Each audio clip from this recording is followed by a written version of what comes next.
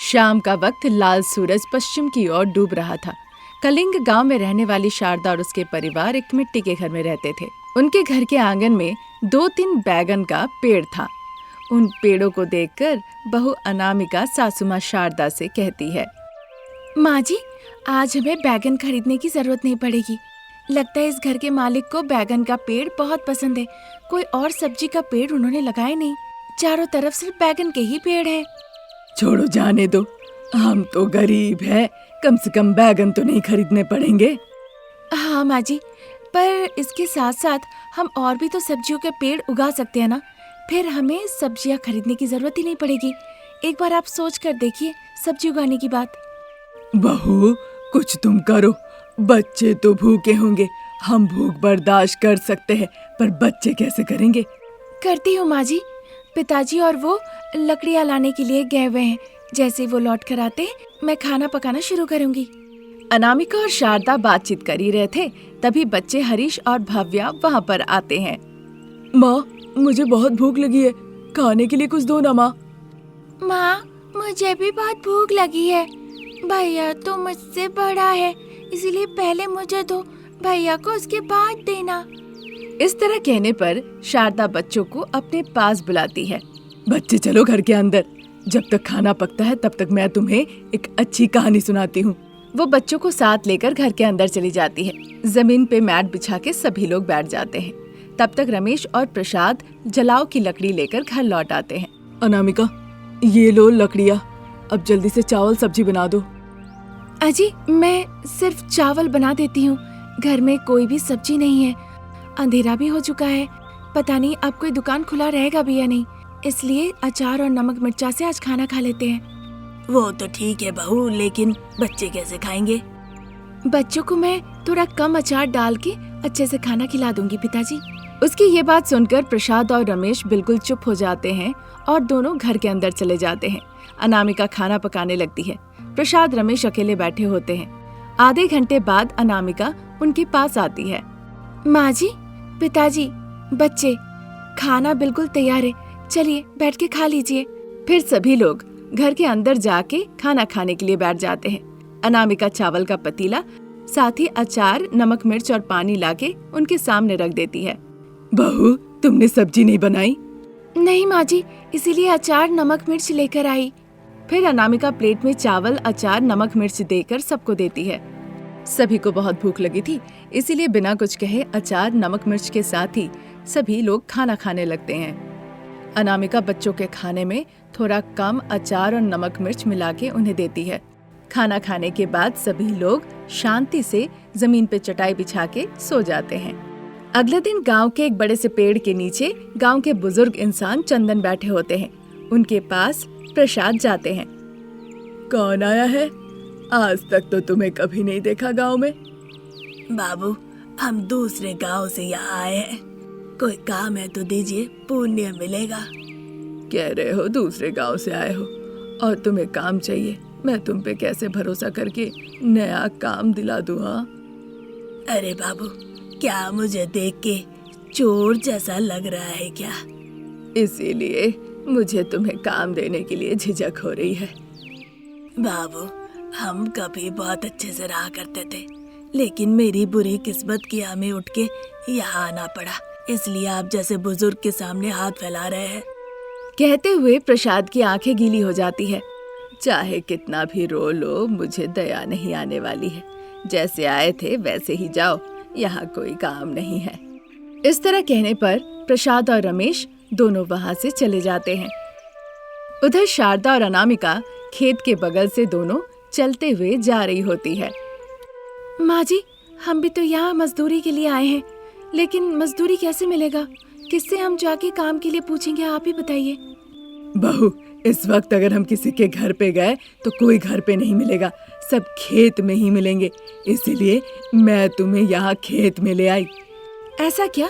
लेकिन माँ जी, यहाँ तो सभी लोग खेत में काम कर रहे हैं, इसका मतलब सभी लोग मजदूर हैं। हाँ बहू, सभी लोग मजदूर हैं। जो मालिक होंगे वो पेड़ के नीचे छांव में बैठे होंगे या फिर कहीं पे विश्राम कर रहे होंगे। हमें मालिक को देखकर उनसे जाके काम के लिए पूछना होगा। सास बहू चर्चा करते हुए आसपास देखती है। तभी उन्हें श्यामला दिखती है, जो पेड़ के नीचे खड़ी होकर खेत को देख रही थी। माँ जी, वो देखिए, पेड़ के नीचे लगता है कोई खड़ा है। लग रहा है कि वो कोई मालिक है। चलो हम जाके उनसे काम मांगते हैं। ठीक है माँ जी, आप जैसा कहेंगी वैसा ही होगा। इतना कहकर शारदा अनामिका के आगे आगे चलने लगती है और उनके पीछे पीछे जाने लगती है अनामिका। दोनों श्यामला के पास जाती हैं। कौन हो तुम लोग? आज से पहले तुम लोगों को इस गांव में तो कभी नहीं देखा। माँ जी नमस्ते, मेरा नाम शारदा है और इसका नाम अनामिका। हम दूसरे गांव से आए हैं। हम आपके पास काम ढूंढने आए हैं। तुम लोग क्या सास बहू हो? हाँ मालकिन, आप तो बुद्धिमान है, हमें देख के ही समझ गई। चाहे तुम लोग कितनी भी तारीफ करो, मैं काम नहीं देने वाली। जहाँ से आए हो उधर ही तुम लोग चले जाओ। तुम लोगों को जाने के लिए मैं विनती करती हूँ। सिर्फ खेत का ही नहीं, घर का किसी भी तरह का काम, झाड़ू, खाना पकाना, आप अपनी मर्जी से जितना भी देंगी हम उसी में खुश हो जाएंगे। मैं तुम्हें जानती नहीं हूँ तो खेत का काम देने के लिए सोच रही हूँ। तुम्हें लगता है कि मैं तुम्हें घर का काम करने के लिए दूंगी? अपना चेहरा कभी देखा है? रोज शीशे में देखती हूँ माँ जी, हम सास बहू शीशे में बहुत अच्छे दिखते हैं। पर तुम्हें देखकर तो मुझे चोर जैसे लग रही हो। जाओ, यहाँ पर कोई काम नहीं है। इस तरह जोर आवाज में कहकर श्यामला वहाँ से चली जाती है। शारदा और अनामिका भी दुखी चेहरा लेकर वहाँ से दोनों चली जाती है। इस तरह दिन निकल रहे थे, पर ना बाप बेटे पे किसी ने भरोसा किया और ना सास बहू पे भरोसा करके किसी ने उन्हें काम दिया। इस वजह से बड़े ही कष्ट के साथ उनका गुजारा हो रहा था। वो अक्सर बैगन को तलते थे और उसी से अपना भूख मिटाते थे। तभी एक दिन बच्चे हरीश और भव्या भूख बर्दाश्त नहीं कर पा रहे थे। अनामिका अपने साथ बच्चों को लेकर श्यामला के घर पे जाके भीख मांगने लगती है। मालकिन, हम दूसरे गांव से इस गांव में रहने आए हैं। कोई हम पे भरोसा नहीं कर रहा है और ना ही हमें जीने के लिए काम दे रहा है। आखिरकार इन बच्चों की भूख देखकर हमें थोड़ा चावल, सब्जी, जो भी कुछ है खाने के लिए दे दीजिए। इस तरह से अनामिका विनती करने लगती है। उनकी आवाज सुन के श्यामला घर से बाहर निकल आती है। वो बच्चों को भूखी देखती है। जल्दी से जाके चावल, सब्जी लाकर उन्हें खाने के लिए देती है। साथ ही कुछ राशन का सामान भी देती है। देखो, जब तक तुम्हें कुछ काम नहीं मिलता इसी से गुजारा चलाओ। अब जाओ। ये सुनकर अनामिका बहुत खुश हो जाती है और हाथ जोड़ के नमस्ते कहकर वहाँ से चली जाती है। वो चावल की बोरी ले जाकर घर पे चावल पकाती है और साथ ही बैगन की सब्जी। सभी लोग पेट भर के खाना खाते हैं। माँ जी, हम पे किसी ने दया करके काम नहीं दिया, पर श्यामला मालकिन ने हम पर दया की और चावल दी हमें। पर ये तो बस कुछ ही दिन चलेगा बहू। इसीलिए सोच रही हूँ माँ जी, बैगन का पकोड़ा बना के मैं बेचूंगी। करो बहू, अच्छा रहेगा। शारदा भी इस बात पर मंजूरी दे देती है। उस शाम से ही अनामिका बैगन पकोड़े का ठेला लगाकर बेचने लगती है। जो लोग वहाँ से गुजर रहे थे, पकौड़ी की सुगंध मिलते ही एक के बाद एक अनामिका के ठेले के पास आकर वो पकौड़ियाँ खाने लगते हैं। कुछ लोग तो अपने साथ लेके भी जाते हैं। उस रात जब अनामिका घर लौट आती है, अपनी मेहनत की कमाई को देखकर अनामिका की आंखें भर आती है। क्या हुआ अनामिका, तुम क्यों रो रही हो? कुछ मत कहो बेटा, उसे रोने दो जब तक दिल हल्का ना हो जाए। इस तरह कहने पर कोई कुछ ना कहकर बस उसे देखते रहते हैं। कितने दिन हो गए थे माँ जी पैसों को देखे हुए। हाँ बहू, पर तुम्हारे इस बैगन के पकौड़ियों की वजह से हमारे अच्छे दिन फिर से लौट आए। ऐसा मत सोचो शारदा, सच में अच्छे दिन हमारे लौट आए हैं। बहू की कड़ी मेहनत की वजह से हमारे अब फिर से अच्छे दिन होंगे। लेकिन अनामिका, अब तुम शांत हो जाओ। अब मैं ठीक हूँ। अब तक बच्चे भूख से रोते रहते थे हमेशा। आपको नहीं पता इससे माँ के दिल को कितनी तकलीफ होती है। पता है अनामिका, इसीलिए अपने आत्मसम्मान को छोड़ के तुम बच्चों को लेकर भीख मांगने चली गई। यही माँ का दिल है। उसके बाद सभी लोग अच्छे से खा पी के उस रात सो जाते हैं। उसके बाद से अनामिका अपना बैगन का पकौड़ी का व्यापार शुरू कर देती है और व्यापार बहुत अच्छा चलने लगता है। और फिर धीरे धीरे सारे गांव वालों का वो दिल भी जीत लेती है। ये थी आज की कहानी। नई कहानी लेकर हम जल्द हाजिर होंगे। तब तक के लिए नमस्कार। मॉडर्न ड्रेस पहनकर अनुपमा हाथ में गुलाब का फूल लेकर सीधा रमेश के घर पे पहुंच जाती है। हेलो, घर पे कोई है क्या? आवाज सुनकर घर के अंदर नौकरानी पार्वती झाड़ू लेकर बाहर निकल आती है। आप कौन है? सीधा घर पे ऐसे घुसी जा रही है, किसे चाहिए? इस तरह से पार्वती पूछती है। पार्वती के कपड़े देखकर ही अनुपमा को समझ में आ जाता है। वो गुस्से से आती है और कस के पार्वती को एक थप्पड़ लगाती है। थप्पड़ की आवाज शारदा और प्रसाद सुन के बाहर निकल आते हैं, पर जिसे बाहर आना चाहिए था वो नहीं आता है। तुम कौन हो? एक तो बिना पूछे हमारे घर आई हो और ऊपर से हमारी नौकरानी को थप्पड़ लगा रही हो। तुम कौन हो? तुम्हें क्या चाहिए?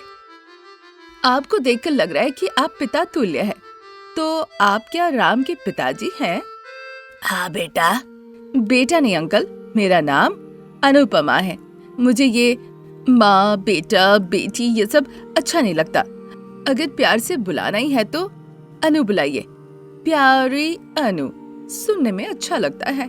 कैसे बुलाएंगे वो हम जानते हैं, पर बताओ तुम कौन हो? एक्चुअली राम, वो घर पे नहीं है क्या आंटी? ये सुनकर शारदा को बड़ा गुस्सा आता है और फिर गुस्से में, ए लड़की, तुम मेरे बेटे के बारे में पूछ रही हो? अंदर से जाके मैं बेलन उठा के लाऊं क्या? आंटी, आपको अनु को समझना चाहिए, ना कि उसके ऊपर चिल्लाना चाहिए। ठीक है अनु, हम तुम्हारे ऊपर नहीं चिल्लाएंगे। तुम राम राम कहकर इस तरह से मेरे बेटे को बुला रही हो, इसका मतलब तुम लोग दोनों में पहले से ही दोस्ती है। एक्चुअली सिर्फ जान पहचान नहीं है अंकल, प्यार है हमारे बीच। हम एक दूसरे को पिछले 4 साल से प्यार करते हैं। ऐसी मॉडर्न लड़की को मेरा बेटा प्यार करेगा? नहीं नहीं आंटी, राम मुझसे प्यार नहीं करता है। मुझे देखिए, मैं कितनी मॉडर्न हूँ, स्टाइलिश हूँ। उसे मैं पसंद नहीं, उसे तो वो साड़ी पहनने वाली अनामिका पसंद है। इस तरह वो कह ही रही थी, तब तक वहाँ पे रमेश आ पहुँचता है। अनु, घर पे आके इस तरह नाटक मत करो। अनामिका के बारे में कुछ नहीं कहना तुम। जैसे तुम यहाँ पर आई हो ना, वैसे ही वापस चली जाओ, समझी? राम, जो तुमने कहा मैं वो करूंगी। आई लव यू, और तुम भी मुझसे प्यार करते हो। इस तरह कहकर अनुपमा गुलाब देती है। रमेश कुछ नहीं कहता, वो सीधा अनुपमा को लेकर उसकी कार तक आता है और उसे कार में बैठाकर, देखो, मैं जैसे अनामिका से प्यार करता हूँ तुमसे नहीं कर सकता। अब तुम चुपचाप यहाँ से चली जाओ। इतना कहकर रमेश अपने कमरे में जाकर दरवाजा बंद कर लेता है। उधर कार में बैठी अनुपमा गुस्से से कहती है, मैं भी देखती हूँ मुझे हाँ बोले बिना तुम अनामिका से कैसे शादी करते हो राम। इस तरह कहकर वो गुस्से से कार लेकर वहाँ से चली जाती है। घर के अंदर आते ही राम से शारदा पूछती है, बेटा राम, ये अनामिका कौन है? जरा उसका अता पता बताओ, हम जाके उसके घर पे बात करेंगे। उसके बारे में बताने से बेहतर है कि मैं उसको दिखाऊं। अगर माँ को पसंद आई तो आप लोग जाके बात कर सकते हो। इसने अच्छी बात कही है शारदा, एक ही बार में सारा काम हो जाएगा। ठीक है जी, यहाँ अनुपमा को देख लिया, वहाँ अनामिका को देख लेंगे। उनकी बातें सुन के रमेश बहुत खुश हो जाता है। चूँकि रमेश पहले ही बता दिया था कि वो अनामिका के घर पे आने वाला है, तो अनामिका घर के बाहर घूम रही थी और उनका राह देख रही थी। सच में रमेश हमारे घर आ रहे हैं, तो क्या वो मेरे माँ पिताजी से हमारे प्यार के बारे में बात करेंगे? इससे पहले जब भी मैंने पूछा तो उसने मेरी बातों को टाल दिया, पर अचानक से पता नहीं क्यों आज वो आना चाहता है। ऐसा सोच ही रही थी कि तब तक वहाँ पे माँ सावित्री आती है। अनामिका, यहाँ खड़ी होकर किसका इंतजार कर रही हो? अनामिका सोच ही रही थी, तभी आकर उसकी माँ पूछती है तो मुंह फिसल के कह देती है वो, आपका दामाद का माँ? कहकर बड़े ही सरलता से वो सावित्री को देखने लगती है। सावित्री चिंतित होकर, क्या कहा तुमने? दामाद का इंतजार कर रही हो? मतलब? ये पूछने पर अनामिका बात को घुमाते हुए कहने लगती है, दामाद के बारे में कब कहा माँ? आपके दिमाग में ही दामाद होगा, इसीलिए आपके मुंह से निकल रहा है। तुम्हें ना आदत है मुझे इसी तरह डराने का। दोनों के बीच बात हो ही रही थी, तभी अनामिका के पिताजी राघव वहाँ आते हैं। आप आ गए पिताजी? जब तुम दामाद के बारे में कह रही थी ना, मैं उसी वक्त घर आया। मैं रुक गया इसलिए क्योंकि देखना चाह रहा था तुम अपनी माँ से क्या कहती हो। इसका मतलब जो मैंने सोचा था सही था। तुमने दामाद के बारे में कुछ कहा। ये सुनकर अनामिका शर्मा जाती है। असल में पिताजी। फिर बिना कुछ कहे वो शर्माते हुए घर के अंदर भाग जाती है। राघव और सावित्री हंसने लगते हैं। अजी, बेटी की शर्माहट देख के लग रहा है हमें दामाद ढूंढने की जरूरत नहीं। मुझे भी वही लग रहा है सावित्री।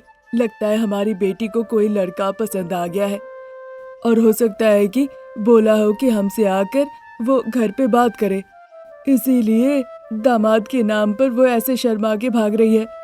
ठीक उसी वक्त एक कार आके उनके घर के सामने रुकती है।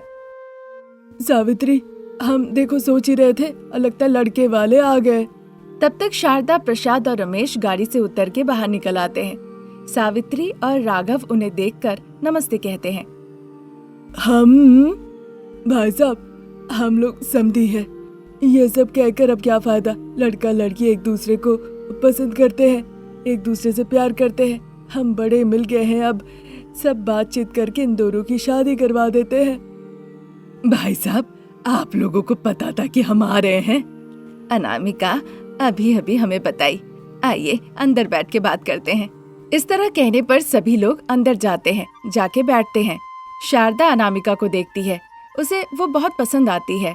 सावित्री और उसके परिवार रमेश को देखते हैं, रमेश भी पसंद आता है। इस तरह दोनों के माता पिता एक दूसरे को देखते हैं और दोनों को पसंद करते हैं। हमें दहेज वहेज में कोई दिलचस्पी नहीं है। हमें अनामिका बहुत पसंद आई। अगर आपका कोई जान पहचान का पंडित जी है, उन्हें बुला के दिन तय कर लीजिए। ठीक है बहन जी। इस तरह कहने पे राघव एक पंडित जी को बुलाते हैं।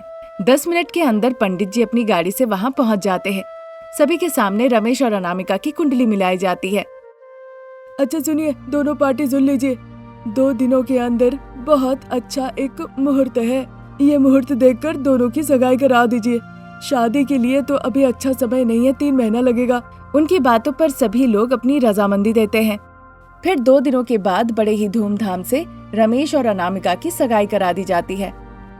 सभी लोग बहुत खुश थे।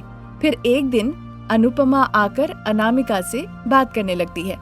कांग्रेचुलेशंस अनामिका, चाहे कुछ भी हो लेकिन आखिर में तुम्हें रमेश मिल ही गया। देखने में और सुंदर लगने के लिए ये टैबलेट्स ले लो, मेरे तरफ से तोहफा। फिर शादी तक देखना तुम और कितनी खूबसूरत लगती हो। इस तरह कहने पे अनामिका अनुपमा की बातों पर भरोसा कर लेती है और वो टैबलेट्स ले लेती है। असल में वो खूबसूरती के टैबलेट्स नहीं थे, वो मोटा बनाने के टैबलेट्स थे। दवाइयाँ देकर अनुपमा वहाँ से खुशी खुशी चली जाती है। इसी तरह दिन निकल रहे थे। रमेश को नौकरी मिल जाती है और फिर वो काम में व्यस्त हो जाता है। ऐसे ही दिन निकल रहे थे। अनुपमा के दिए हुए दवाइयाँ अनामिका लगातार खाई जा रही थी और मोटी हो रही थी। तभी एक दिन अनामिका शीशे में खुद को देखती है, उसे बड़ा बुरा लगता है। मैं अचानक से इतनी मोटी कैसे हो गई? आखिर में ये सब हो क्यों रहा है? इस तरह से अनामिका सोच ही रही थी कि तभी वहाँ पे रमेश आता है। राघव और सावित्री भी बहुत दुखी थे। रमेश अंदर आकर मोटी अनामिका को देखकर तो आश्चर्य रह जाता है। आंखों पे भरोसा नहीं होता है। वो डर के मारे वहाँ से भाग जाता है। उस रात जब सभी सो जाते हैं, अनामिका अपने सपनों में देखती है, हम शादी कर सकते हैं राम, हम एक दूसरे से प्यार करते हैं। इस तरह कहने पर अचानक से रमेश की नींद खुल जाती है। दिन ऐसे ही निकल रहे थे।